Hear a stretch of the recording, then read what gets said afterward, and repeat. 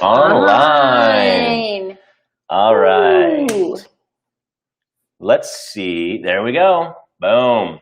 All right. Whoo. Finally. Okay. So let me let Doug. Yes. Fixed. Nice. Let me tell him. Yeah. Austin. Fixed. All right. Little technical difficulty there with our first time using the new streaming platform, which I don't know what's going on. Anyway. All right. So we've got Facebook up again. Sorry for the... Oh, so now we have both of them. Yeah. Sorry for the jerk around there, Facebook people. What are you going to do? That's what she said. That's not what she said at all.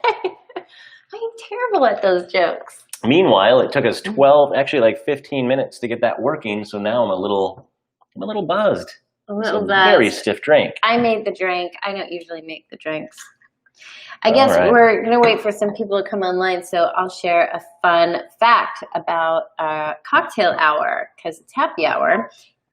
Whenever Phil makes me a martini and uses a shaker, we have a tradition that I jump up and down while he shakes the martini. Yes. And if you don't believe it, you just have to watch our Always Be Changing YouTube channel, because it's like in every single video. Well, oh wait, no, that's me you shaking it is in every single video. Actually, I have a lot of footage of that we'll turn into a video. Of me jumping up and down. Yeah. I can't help it. I feel like it's like when you hear a maraca, like you just kind of want to shake with it.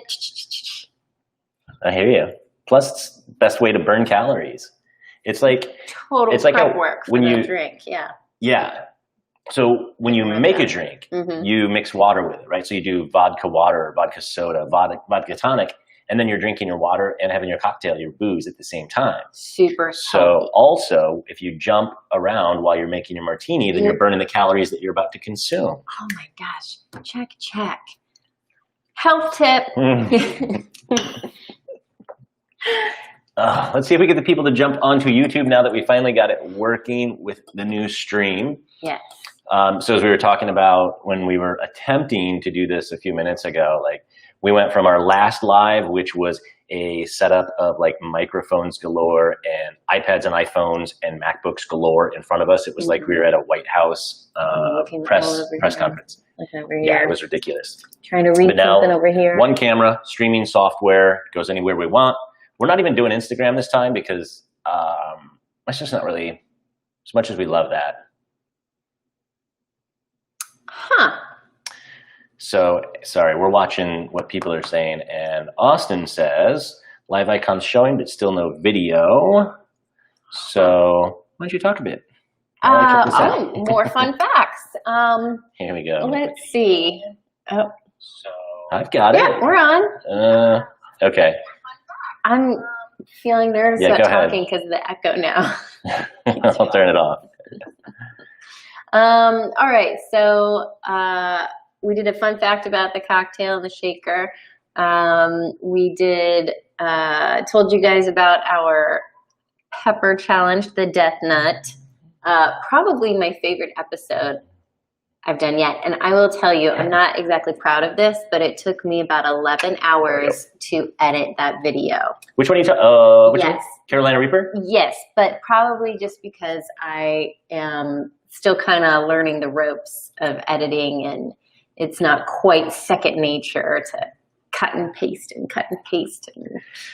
But I'm getting the hang of it. Each one, and that was the longest video that we've done, and that was over an hour of footage. Over an hour of footage, but how much? What was the video? 16 minutes? 20 minutes? Almost 17 minutes. Yeah. Almost 17, which it's not that long when you think about, editing something that's only 17 minutes. But it started with over an hour of footage. And I do talk in my my videos on vlogging about using the Adobe Premiere Rush app on the iPads like we do. Yes, yeah. And we do that across the board, even though like the online course that we did, that was actually Premiere Pro on desktop. So I tried to talk you into doing the Premiere Pro, but it's like, I don't think so. And it is nice to be mobile. you know? And exactly. And that is exactly why I choose the Premier Rush. That's the main reason, is because I want to just take my iPad and go anywhere. It's so lightweight. My laptop is so stinking heavy. It's really hard to travel with. So if I even take that through the airport, I've got sore neck, sore back. Soup's heavy. Okay, yay. Okay, ooh, hi. how cool is this, right? Tiffany. What are you sipping on? Okay. Hi, Amanda. Banana. Yeah. Erin's drinking some white wine, and we were going to get some cranberry juice because I was going to make myself a Cosmo or a Sea Breeze or whatever. Those are both awful names for I don't know. I forgot. You know where I'm going with that. But so instead, this is Leopold Brothers sour apple liqueur with vodka. So it's basically an Appletini on the rocks. Are you drinking something, Amanda?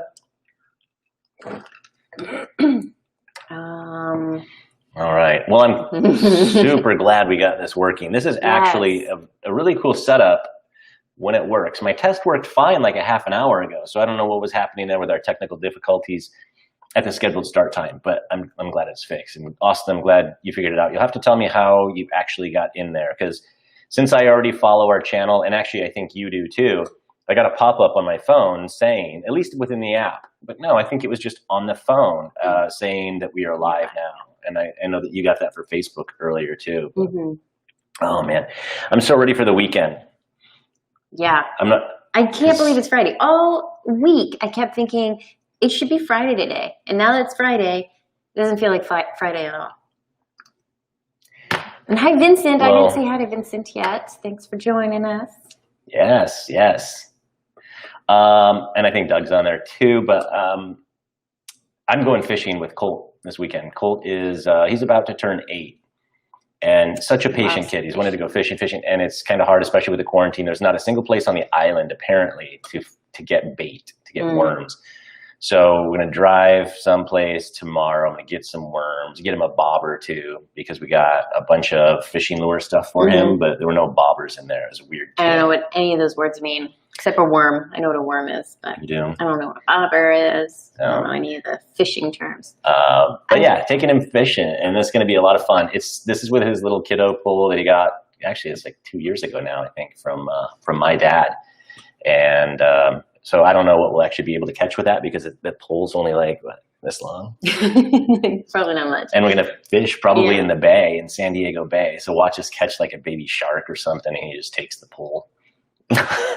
You know, I forgot about this song by Brad Paisley called I'm Gonna Miss Her. Have you heard of that? It is about a guy who loves fishing, and his girlfriend gives him an ultimatum and says, if you go fishing, then I'm out of here. And he goes, I'm gonna miss her. I think Colt would love that song. Country songs, like a lot of them I think are pretty good. But for me, it's like I can listen to pop music, and for the most part, it's just like some range of pretty good. And that's why it's popular. That's why it's pop, because it's not bad music. I find that for country, 90% of it I kind of think is really gross. And then the other 10% is like the most brilliant music in the world. I mean, they're really good at lyrics, I'll say that. I'll agree with that last part, because I have been jamming out to country on my jogs. I gotta listen to music, and lately it's been country music. Jamming out. Hi, Doug. Yeah, so yeah, Colt's 8. He hasn't seen Uncle Doug in a while. And who knows at this point. We're gonna be back in Denver probably for a couple of weeks in July. Because we rented this place out for the month of July, and then we're going to just travel. So probably end up back in Indiana saying hi to family, and Palm Springs, Las Vegas. Palm Springs, Las Vegas. Oh, we might go somewhere else here, like in the San Diego area for a night or two, and then go to Palm Springs and then Vegas, kind of just slowly make our way home with 2-night stops. And then, then we'll spend at least a week, maybe more. Have to see most of you guys when we get there. Yeah. So to kind of ease things into, what's in Palm Springs for you guys? Question. Swimming pools. But you know what I'm so excited about? I want to go hiking. I have heard there are so many great family-friendly scenic hiking trails in Palm Springs. I really want to go. There's that tramway, but I don't think that's going to be open. Who knows? You know, by then maybe it will be. But really want to see that. If we don't do it this trip, we'll do it another trip. Yeah, and also we've been living in Coronado for almost 3 months. Yeah. So I'm ready to move. And Palm Springs sounds really cool. I think we'd get a lot more for our money. Yeah. So always be changing houses. But yeah, anyway, to transition very slowly into business talk, like our lives have just been consumed with this whole vlogging thing. So we started it on the business side again, started to back up about 3 or 4 weeks ago. And if you check out our YouTube channel for Distill, which is, it's on the screen actually, distillagency.com/YouTube. We have, I think, almost 50 videos up already. Vlogging pretty much daily. This week, and a little bit of a snag, so it's kind of slowed down, but I have a ton of new episodes listed that I've been working on all week, putting that stuff together. So next week, it's still going to be very high cadence. I love the most recent one. You did? The HubSpot, the one where you kind of introduce HubSpot. Very high level way. Yeah. And actually we could talk about that a little bit today, since that was kind of the highlight for this week. We also just posted last Friday, instead of doing live, we just posted because we had so much content last week and we want to get all of it out. But I'm so excited about that whole business vlogging collection that I put together. And I'm still going to be doing a lot of content around that because I think it's so powerful for businesses. And even though we try to focus more on the B2B side, business to business these days, that one's good no matter what. It's like so compelling. That's the way people like to consume content. I actually I didn't copy and paste. I copied some really cool stats this morning on that, and then I forgot to paste them anywhere. But forget the paste. It was some ridiculous stats around consumption of video compared to something else. So like 96% of businesses surveyed said that they generate purchases, or new clients, I should say, new clients from their video content. Wow. Yeah. I mean, that could be like at least one client. So it's not necessarily a big number, but it's still the omni-channel approach to it, I think, is just super compelling. So it's really the only thing that you can do where you can create once and post literally everywhere. Some people say, we do a podcast, an audio podcast, and that one you can post a lot of places too. You could put it to SoundCloud and have it go out to Apple and Google Podcasts and all these other things. And then you can put it on your blog by like embedding, say, a SoundCloud audio file on there. You could technically post it on YouTube as just audio, and that's, I mean, actually a lot of people do that. I don't want to badmouth them because I like those people, but obviously it's I think way more compelling if you've got the video component in there.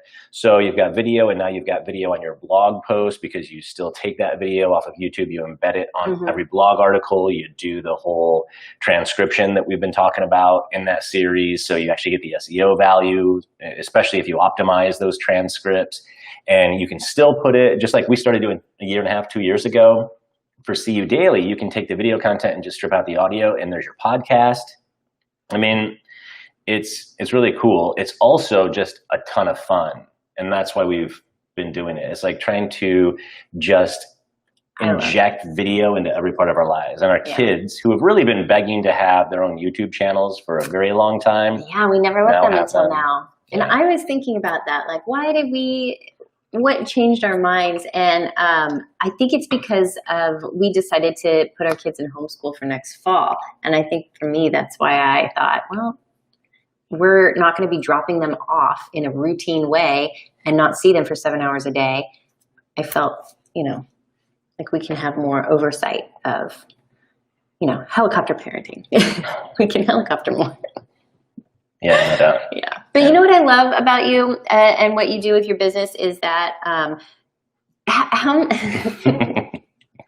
how long ago was it that you didn't know anything about vlogging or YouTube, and now complete expert? When was it? That was Peter. So that would have been like around the holiday time, not this, but last. So like a year and a half ago.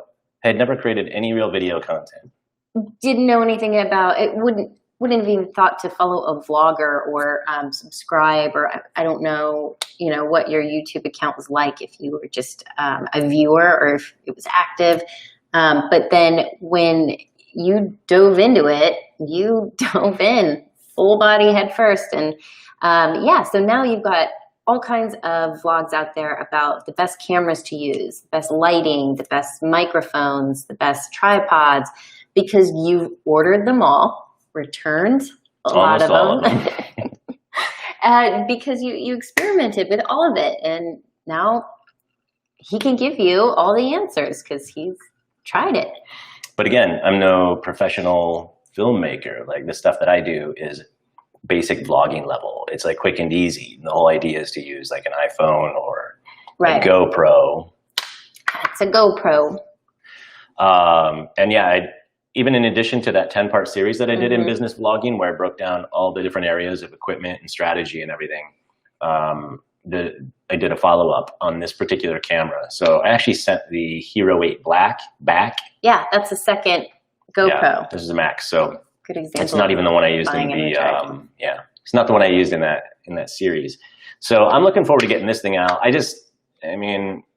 We bought this one, and I don't, honestly, as you'll see in that video, I don't think it's great for business vlogging unless you are like doing outdoors action-based stuff. Otherwise, it's like so many other things where these GoPro cameras, it's really hard to pick a favorite because the all-in-one nature of this is really convenient. But I do like the fact that with the Hero 8, you can use your own external microphone, whatever you like.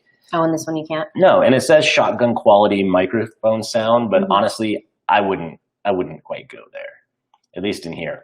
So the idea of being able to just plug in a lav mic like this or any of the other external like shotgun mics and stuff, I think is pretty cool. But otherwise, this one's great. I love the fact that, and the Max, by the way, for anybody who doesn't know, it's a dual camera, and they're like these bulbous lenses. So if I pop it off, you can see the real point of this one is that you can do that 360-degree crap like the Blue Angels and whatever else you see on YouTube and Facebook, where you can actually like turn your phone and then it's completely immersive. Yeah. I'm sure we'll do that just to play around at some point, but I think it takes up a ton of storage, and to edit is maybe really challenging. So that's my job.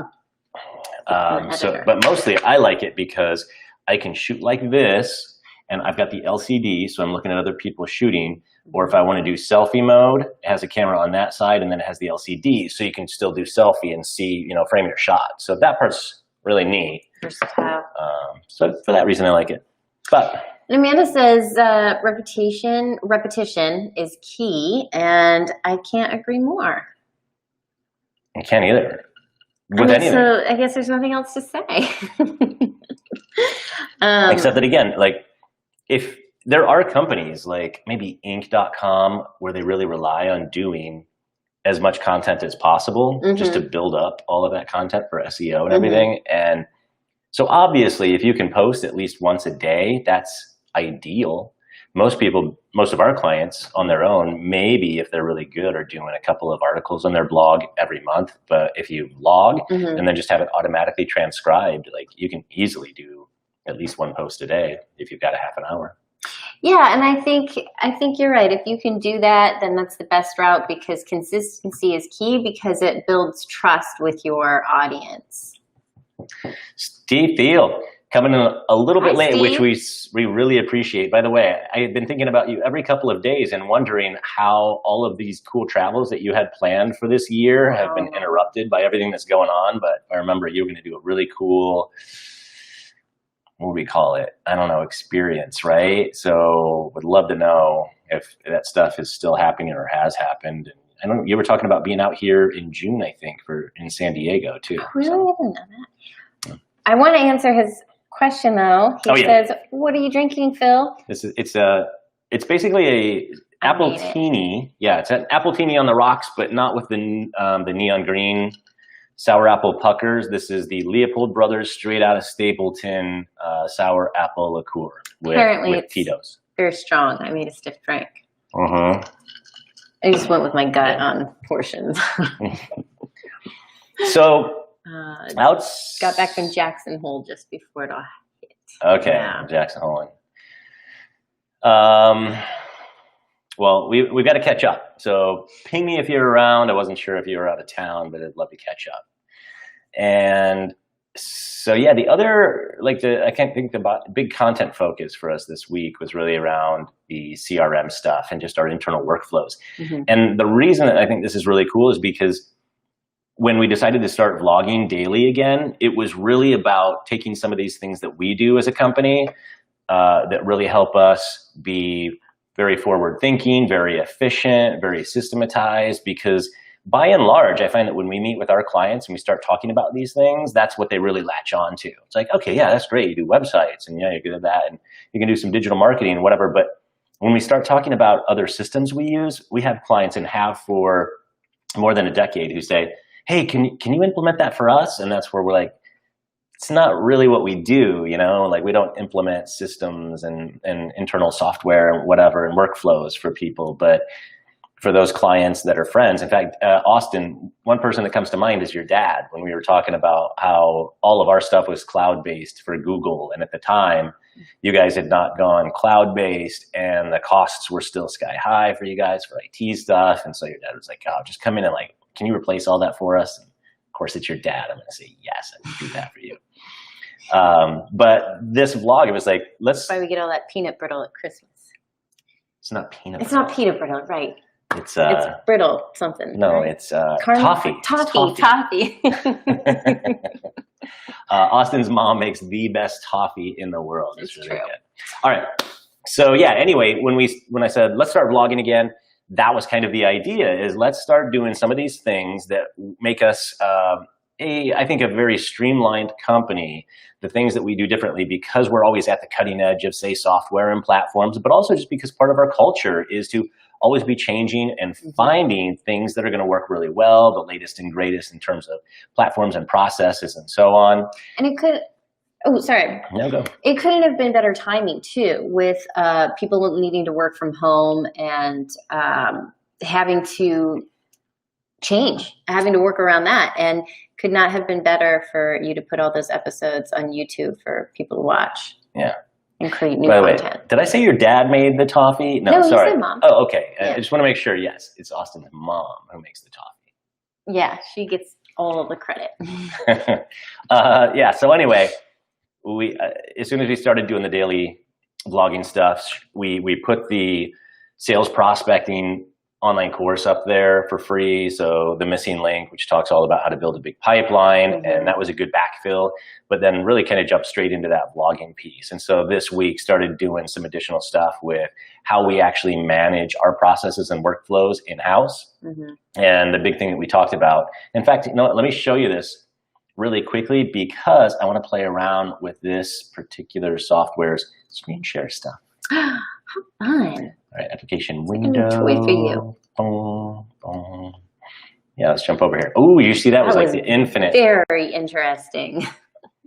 All right, so Austin already knows about this. I know Steve knows about this. I know that maybe better than anyone, Amanda knows about this. These are all people who I know are online right now because we did all this stuff internally when Amanda was with us as well. But even I know about this. So like, real quick, because this is not going to be a software demo per se. I hate demoing software because software is dumb. It's about a solution. It's about a problem and a solution. And so what we leverage in terms of our CRM is really cool. There are CRMs galore. Even really Microsoft Outlook is technically a CRM. It's just a database of data on your contacts.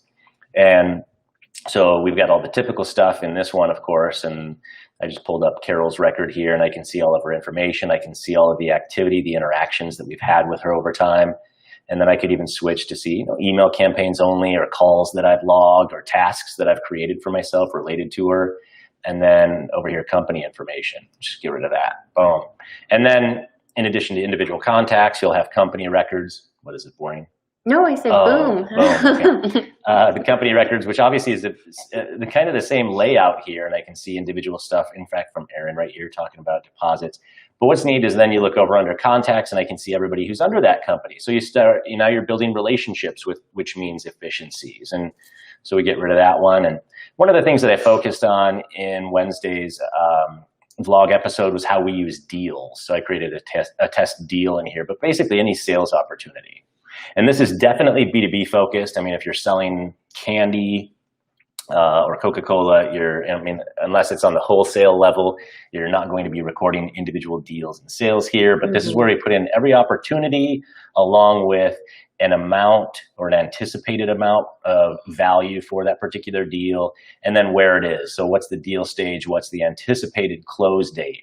And we just build a collection of these. And so if you're in any kind of a scenario where you've got to do sales meetings with a sales team, this becomes your dashboard. You sit down and you look at this and you can go through all of these and just get information from the associated salesperson on what's going on, what's the status, what do you need from us, how can we help? So for us, I think this is probably about 30 items right now. So it's very easy to just run through these on a daily or weekly basis and see how things are going. Each one of these deals then has a complete detail record, just like what we saw for contacts and for companies. And so we can see all the individual emails going back and forth. If I'm doing calls or tasks, those are all here. Tasks is particularly cool because, as I mentioned in my vlog, one of the biggest breakdowns in scaling your sales operation or your sales team, even if it's only you, is that too many things slip through the cracks. I will send off a proposal and 3 months later, I'm like, oh, whatever happened to that? Like, she never responded when I sent a proposal, or he never, whatever. And so you create tasks in here, and you can just say, I need to reach back out to this person because I just emailed them the proposal. So I'm going to say, also create a task, and you do those things all at once. And you can say 1 week out, I'll give her a week, or a day, whatever works for you. But then you say, follow up with this person. And now the system is going to email you and ping you through the app and through the browser to say, hey, it's been a week. Make sure you ping this person again. And you can either snooze it or you can take action on it. But it makes you, it prevents you from letting things slip through the cracks anymore. And that alone, as you would see from that vlog title, kind of doubles revenue for us. The difference between letting things slip through the cracks and not. And then lastly, it's really cool. So I set up a sample board here, but you could put in like a monthly quota. How much business do you want to close on a monthly basis? And then it'll chart it out for you. And then you see that we've got green lines and orange lines. And the orange is the actual amount of business that you have closed. So when you get a deal signed, you mark it in the deals as closed, and then it shows up here like, okay, then that one actually goes against what your goal or quota was for that particular month. And then the green one is the forecast. So that takes all of your deals and says, based on the deal stage, based on the close date, this is what we anticipate you're going to close for that month. Now, and then you can see how you track over time. Quick question. Now, what deal stage does it consider it for a forecast? It's just a percentage for each one, and you get to control that. So you put in your own deal stages, and for us, it's very specific around things like, if I just heard about the opportunity, are we talking about the opportunity? Have I put together a proposal or pricing? Have I delivered it? Are we negotiating? And each one of those has a % likelihood. So if we get to say, one of them's verbal approval. So we don't have a signed contract, but they've said, yeah, we're moving forward. We've chosen you guys. Congratulations. That's still like a 90% likelihood because sometimes those fall through, right? Right. So it just takes that percentage times the deal amount, assigns it to that particular month, and that's how you get it. Awesome. I didn't realize that. So according to this, then, it would be like based on all the deals in the system, you could say that even though it's June right now, into September, we are likely to stay at or above our goal amount. So it's just really cool to kind of have insight into that, and this is all like real-time data. So you go in and change a deal and boom. And that wouldn't take into account any new deals that you have coming in the future? It had deals that you have coming in the future. Right, exactly. Nothing, if it's not in there in the deals list, then it wouldn't be included. So yeah, it's pretty cool to be able to look at something like that and say, okay, we're actually looking pretty good, even if we don't bring in any additional stuff. But, yeah. So that was the focus. Now, next week, again, I'm going to jump back into the video side a bit more. There are some other really cool things that we do just to increase conversions, like on websites, using some of the tools that are available in our CRM platform. So I'm going to cover those individual things, like even without affecting your website. If somebody goes to a page of your website, how can you take that and turn it in, like from a visit into a conversion or into a lead? And it is what, Russell Branson, I haven't said his name in so long I can't remember, but one of my favorite quotes of all time when it comes to websites and digital marketing is his, where he says, everybody thinks they have a traffic problem, and almost nobody has a traffic problem. Everybody has a conversion problem. I've heard you say that many times. Yeah, so it doesn't matter if you're getting 10 visits a day to your website or 10,000 visits a day to your website. It's about taking that traffic and not letting them just come and read and bounce, but having them convert into a lead. So whether, fill out a lead form, contact you, call you, whatever the case is, and that's conversion optimization. So a lot of stuff that we'll talk about next week and after is going to be about easy ways to do that with just really simple little tools. Well, I look forward to editing that.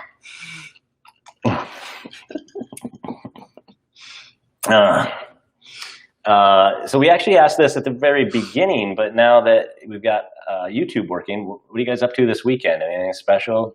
Got anything fun going on? Secondary question, as you're answering that, is any ideas, suggestions, or requests for future episodes on our blog? We would love to target some of that stuff. Yeah, I'd love to get some feedback. And also, because we've got some clients online here, if you'd be interested in participating in a live session, it's actually really easy. We can do that right now. You can just click a button in this platform, copy the link, and text it to you, and boom, you can pop online with us. I was going to do it with Amanda today. Zoom, I think, right? Yeah, kind of like Zoom. Except, and you can use Zoom with this to broadcast, but I just like doing it all natively because it's simpler and like eliminate unnecessary platforms. So yeah, I was gonna ask Amanda if she wanted to jump on and do something, but you said Amanda doesn't like that. I did tell him that. She wouldn't want it. She wouldn't want to do it. Hey, thinking of the little HubSpot tutorial you did, you have a specific link you'd want to share for that? For the video? Or no, either the video, you could watch that, but a specific link for going to get more information about it. Yeah. Yeah, I know a lot of people on this are already using HubSpot and know enough about it, but if you're not and you want to use it, we can actually get you completely free access to the HubSpot CRM, which you can already do anyway. But if you go to distillagency.com/HubSpot, then you can, we'll set it up for you, and we'll do 45 minutes of free configurations up front for you, and then we can be your HubSpot partner, so we can actually get you really good pricing. Can't make any promises at this point because HubSpot's always kind of finagling the level of discounts that they want to give, but I can tell you historically, up until now, they've been pretty drastic, massive discounts that we can get, and then we always go to bat, even in renewals and everything. So awesome. And I was wrong about Amanda. She said next week for sure. I thought you would have said, no, I don't want to be on the video. Right. I was wrong. You got to get some of these other people in there too. So I'll just ping you in. Yeah, or send him a ping. It'll be a lot better now that we're using this streaming setup, because before it was going to be very tricky since we were doing everything natively through the apps, through all those devices we had set up. It was nuts. So yeah, it was hard. Eye contact.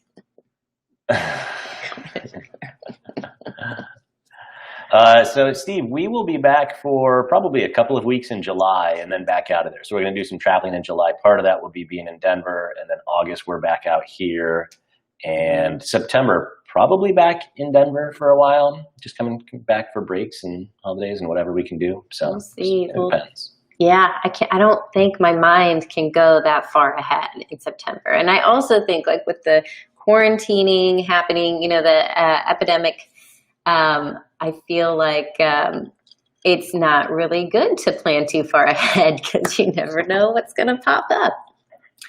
Yeah, it's pretty amazing that we rented this place for July at this point. Yeah. It should be interesting. It'll be the first time we've ever rented it out. Yeah, interesting. For sure. Hey, so anybody who's not subscribed to our channel on YouTube, this is the Distill channel that we're talking about here.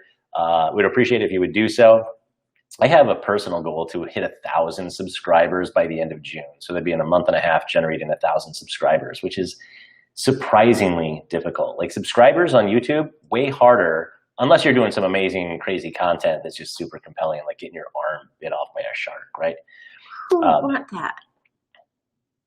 Bethany Hamilton, that happened to her. Yeah, it's like, because we set up a Facebook page for Always Be Changing, our personal family stuff. And within a day, we had twice as many followers as we have gotten on our YouTube channel in however long it's been, 3 weeks. Yeah, I don't know why that seems like maybe less of a commitment to something versus like signing up for emails. I think it's hard to get email signups sometimes. Yeah, like the friction or the barrier to entry is different. But I think for the most part, it's because people are not nearly as accustomed to subscribing to a YouTube channel as they are liking or following something on Facebook. Yeah, you're probably right about that. You know, I mean, a lot of people just don't spend nearly as much time on YouTube as they do on Facebook. And when they do, it's more of a, what do I see in this feed that looks interesting to watch versus I want to know what my friends are up to and that sort of thing. But a lot of it comes down to optimization. That's a big part of what some of the upcoming vlog episodes are going to be about. Like, how do you attract more subscribers and engagement? So there's a science to it. And actually, there's just a ton of potential because even though YouTube's very crowded, based on everything we see and hear, it's like 99%, maybe 99.9% of those are not optimized in any way, shape, or form. So there's still a ton of opportunity. And with YouTube being the second biggest search engine in the world, there's a lot of opportunity. But yeah. So yeah, I think we're like almost 280 subscribers on the Distill YouTube channel right now. So we've got a long way to go and uphill battle, but we're going to kind of get creative. So if you haven't followed us yet, please do. Brandon, Chevin, wine o'clock. Hi, Brandon. It was wine o'clock an hour ago. It's almost drunk o'clock now, buddy.